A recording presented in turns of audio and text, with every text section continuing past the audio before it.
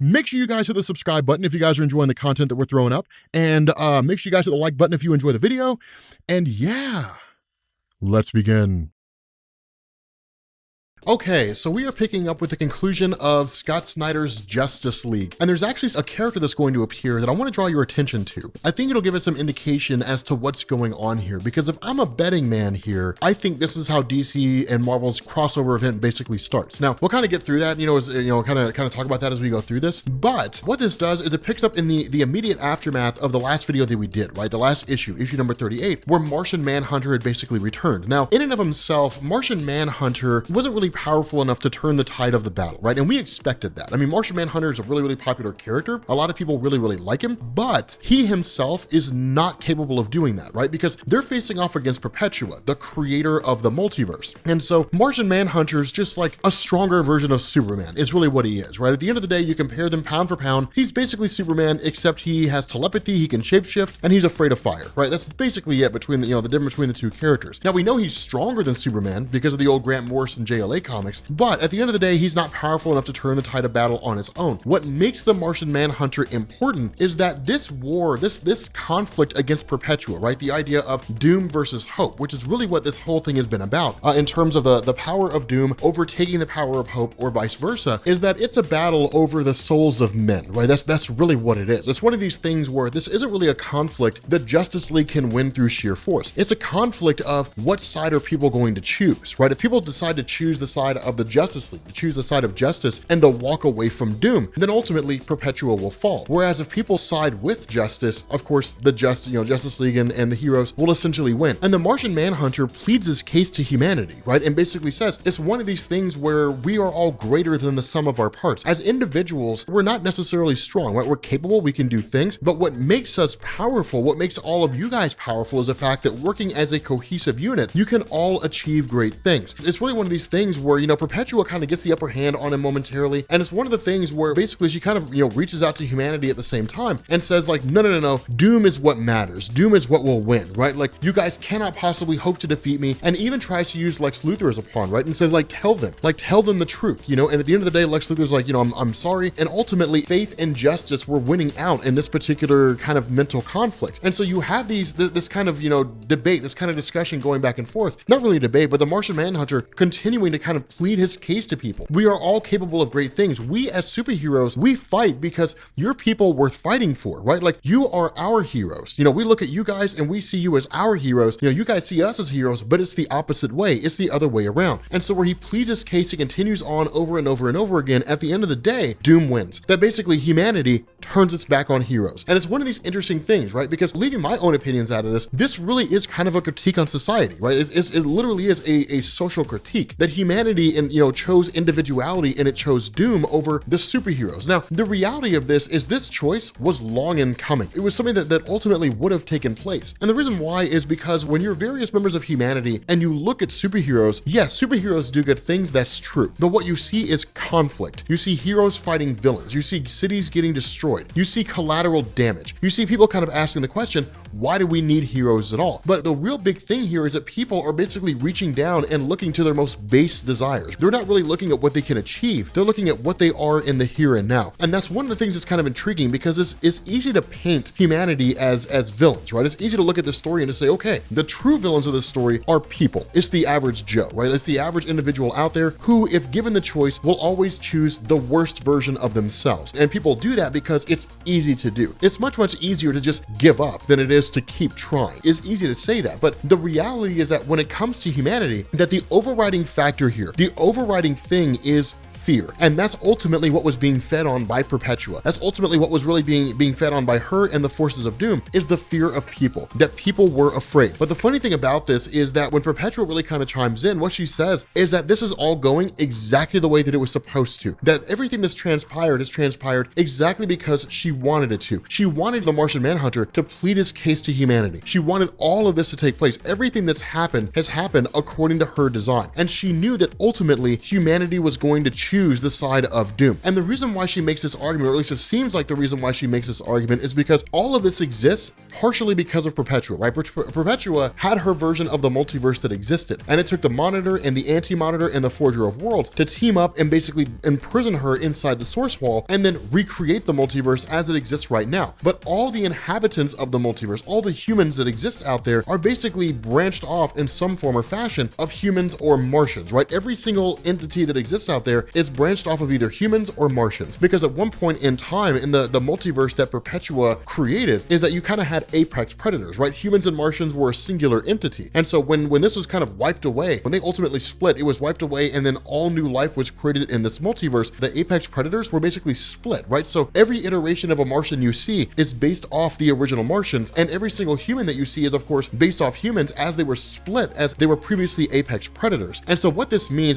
this kind of confuses you a little bit, what this basically means is that in the eyes of Perpetua, or at least in the eyes of the way it exists now, that if humans and Martians were originally a singular being, that when they split, humans were basically the weaker side, right? And Martians were the more powerful side. And so what this meant is that humanity as a race is inherently weak. And the reason why that matters is because it shows us why it is humanity chose its baser lines in the first place, because when confronted by fear, what do? People panic. They usually give into it, right? That's the social critique coming into play. The idea that when bad things happen, people just want to wait until it goes away. Really crazy political environments, people are just like, well, I'll just wait until things get better, right? It's just, I'll stick my head in the sand and hopefully when I stick my head back up, things will be okay. It's the nature of people, right? It's the nature of human beings. You usually kind of take the easy way out, the lazy way out, and to not really confront their own individual fears on a regular basis. And so when given the option to either confront their fear and to push back and see what happens, or to give up, humanity chose to give up. And it's not just humans that do that, right? It's every single race across the cosmos that's done that. And that's the exact point that Perpetua makes. You never had a chance to win, because what you're asking of humanity is too much. You're asking humanity to be brave, and that's something that humanity's just not really capable of doing. And so what ends up happening is she basically cleanses all the superheroes of the earth, right? Like they're all basically gone, seemingly wipes out all of the Earth's superheroes, takes all the various superheroes that we saw from the different timelines and sends them back to their own individual timelines. And so as a result of that, it's really kind of left to believe the idea that the Justice League has been eradicated from all of existence, only for us to kind of see these sort of green,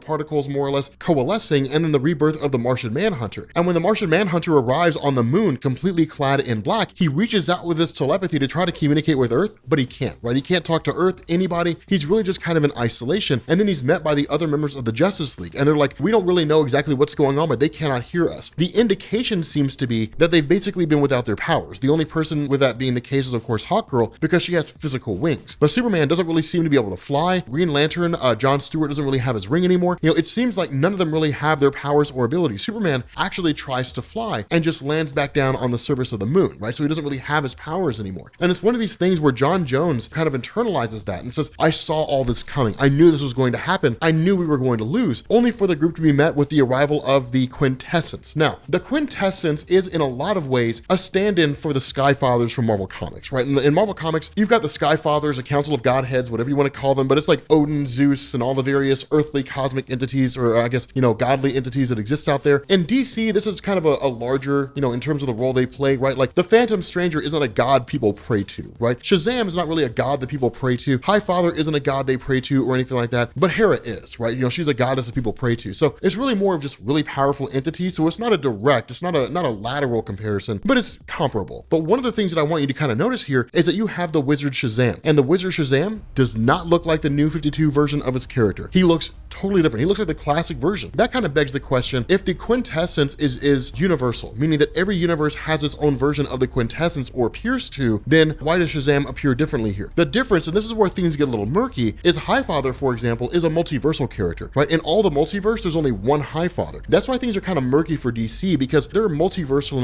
and universal organizational structure is not like Marvel's is, right? Marvel's, I think, is a lot more clean cut and a lot more organized and structured. DC's is just all over the damn place. So like, we have no real clue. We don't even know what the Phantom Stranger is. It's literally, he lives up to his namesake. He's just like this Phantom Stranger that no one really knows anything about. Maybe he's the presence, maybe he's not. We don't really know.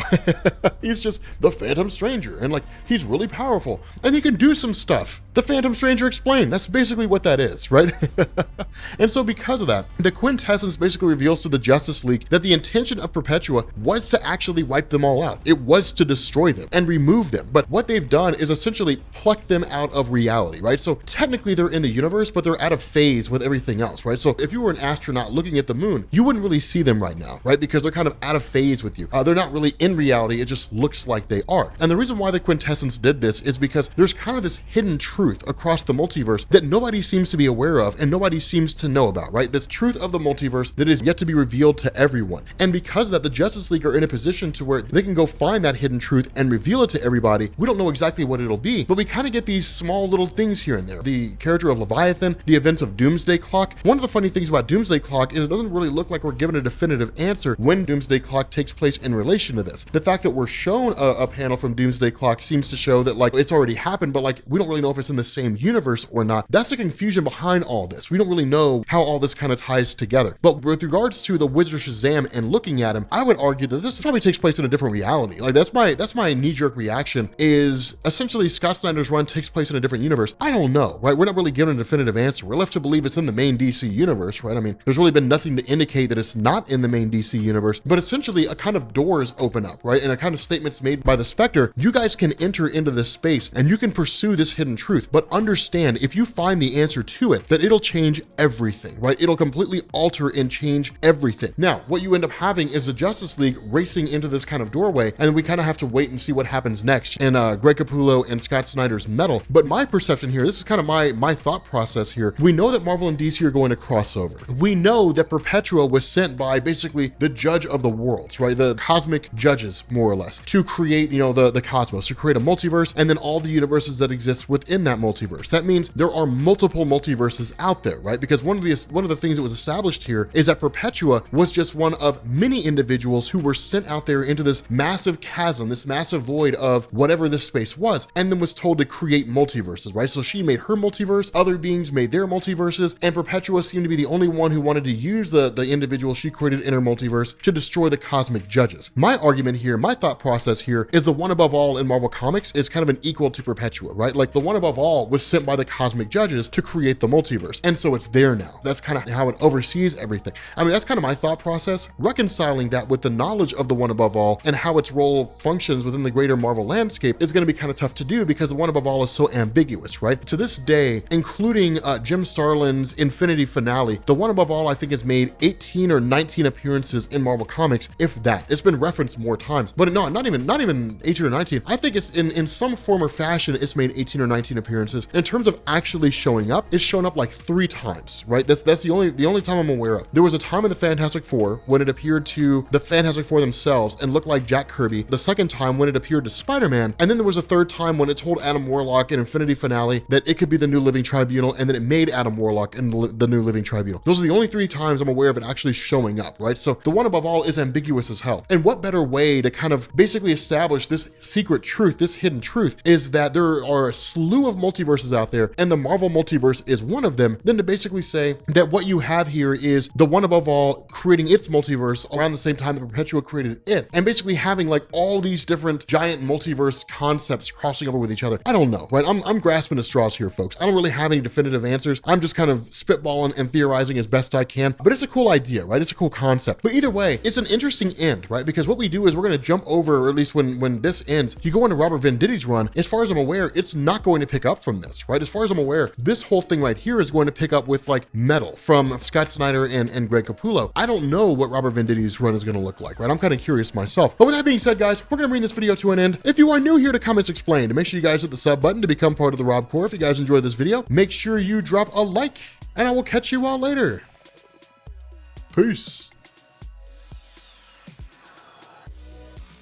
Okay, I want to give a shout out to Kyle B, David Joseph, Ben, John H, AJ, Matt N, Jeff R, John H, Lean and Mean, which is an awesome name, Jason C, Austin S, Austin H, Joey M, Steven Z, Austin B, Adam K, and Genosis 916. Remember guys, you can send me messages and I'll run off whatever your message is at the end of the video, so long as there's nothing crazy. But if you want to put a message in there, send me an email, rob@robertjefferson.com, and if you are one of these people who gets shout outs, then I will tack it in there.